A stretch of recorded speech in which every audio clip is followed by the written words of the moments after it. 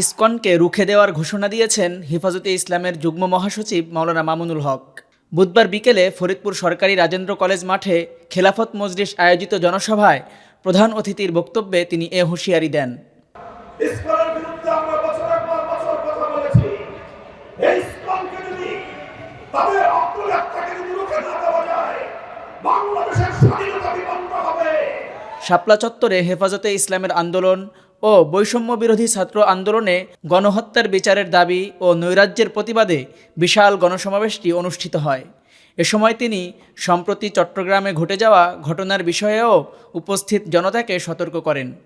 April মাসের 18 তারিখ এই ফরিদপুরের মধুখালীতে আশরাফুল ইসলাম খান এবং আসাদুল ইসলাম খান নামে আমার দুই মুসলিম যুবককে যেভাবে সাম্প্রদায়িক উগ্র হিন্দুত্ববাদী গোষ্ঠী সম্পূর্ণ সুপরিকল্পিতভাবে হত্যা করেছে, যদি তখন এই হত্যাকাণ্ডের বিরুদ্ধে যথাযথ বিহিত করা হতো, যদি তার বিরুদ্ধে যথাযথ ব্যবস্থা গ্রহণ করা হতো, তাহলে গতকালকের চট্টগ্রামে এই মর্মান্তিক আইনজীবী হত্যার ঘটনা ঘটত না।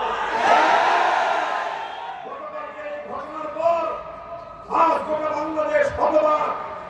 বাংলাদেশের বিবেকবান মানুষ বাকরুদ্ধ।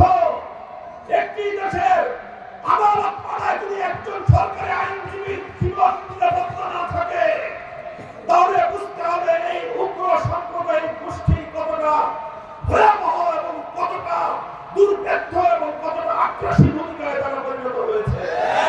বাংলাদেশ খেলাফত মজলিস ফরিদপুর জেলা শাখার সভাপতি মাওলানা আমজাদ হুসাইনের সভাপতিত্বে ও জেলা সেক্রেটারি মুফতি আবু নাসিরের সঞ্চালনায় জনসভাটি অনুষ্ঠিত হয়।